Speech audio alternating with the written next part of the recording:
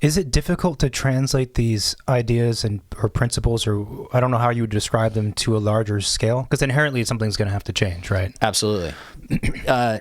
Yeah, they do have to change. That's what's interesting. Like, are they...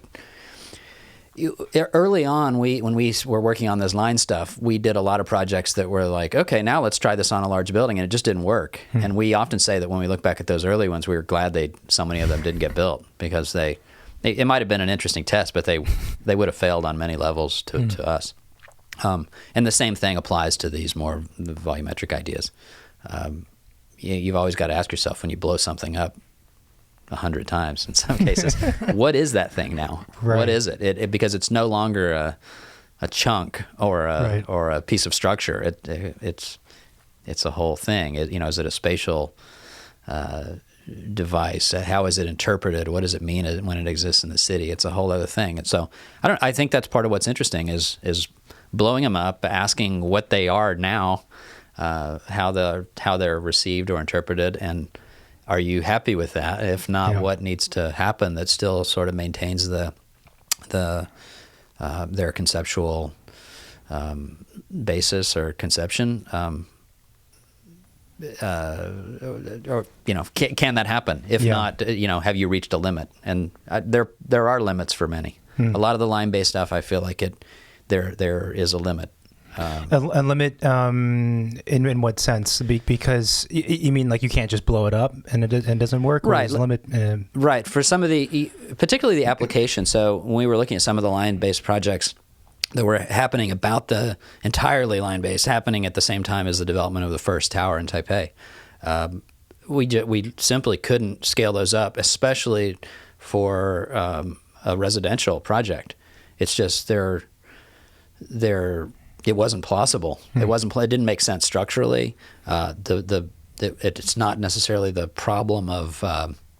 It's not really the architectural problem of residential housing, which just naturally wants to be a mass. It wants to provide interiority. There's a clear sense usually between enclosure and between the inside and outside. So the skin, the balconies, to us, those were the problems.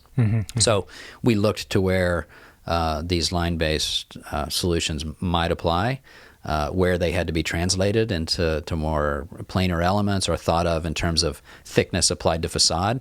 The spatial problem of pure line, it wasn't a perfect fit. Interesting. So, and I think having taken on that problem, that's where the work, in a way, finding the limits of those issues are where the work grows. Right. Like the work changed at that point for that building, but it brought with it a lot of different ideas.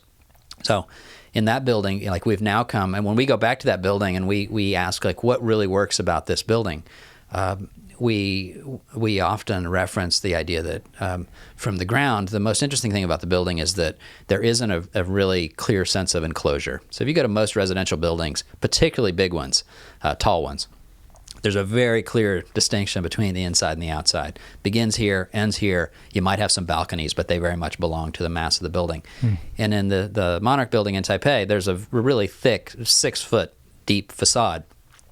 And exactly where the line of enclosure for the building begins, it's a little ambiguous. And I had always been reluctant to...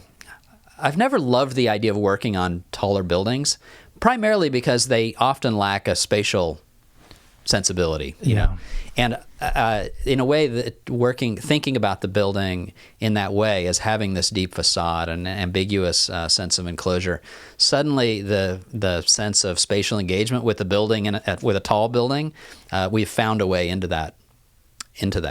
So it does feel spatial from the ground.